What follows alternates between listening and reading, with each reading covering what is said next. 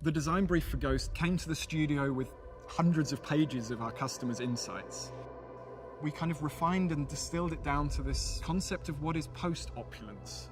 And what do I mean? It's about refinement, about reduction, about simplicity. It was about something that doesn't shout at you, but it whispers. We were pursuing this minimalist aesthetic. That was our absolute objective.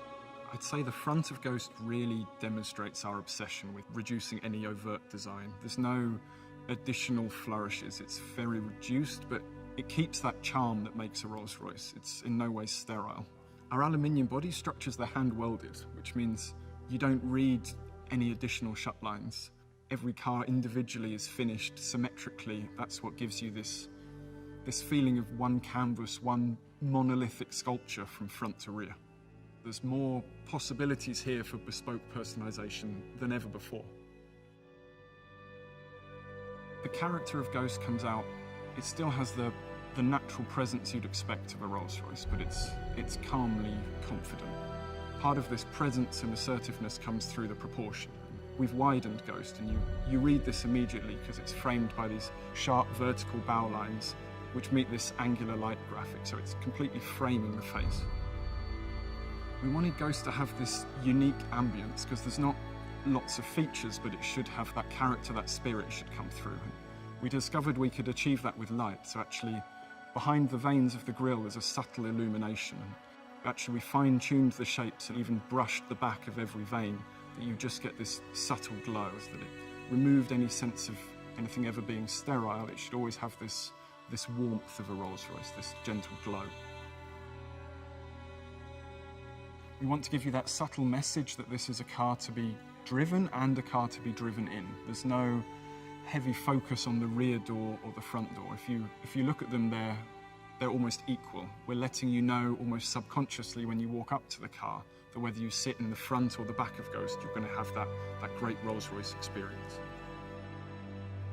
The rear of Ghost, it continues this yachting analogy. It's resolved in a taper from all sides, and this is how we create that sense of motion. The focus point is the Rolls-Royce rear lamp. This simple red square ring has become a tenet of modern Rolls-Royce design. But here we've modernised it. It's actually leant forwards a little bit. It's more three-dimensional than ever before.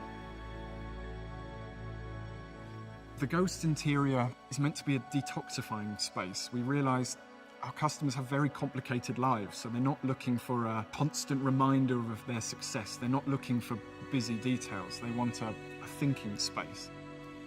We found trying to do this actually makes it incredibly complicated, but for our craftspeople, the challenges are even greater. There's no distraction, there's no complicated patterns in which to hide any error, so a single stitch line must be perfect. The wood, for example, that you touch, it's not hidden under lacquer, it's open pore, so you can feel the veneer through it. And don't be fooled of what might be underneath there. This has got more technology in it than any other Rolls-Royce we've ever built, but it's only there when you demand it. The dashboard, for instance, the illuminated fascia, it's only there when requested.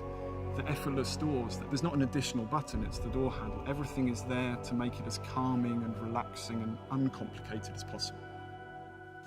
Henry Royce said that small things make perfection, but that perfection is no small thing. And we discovered that really holds true today.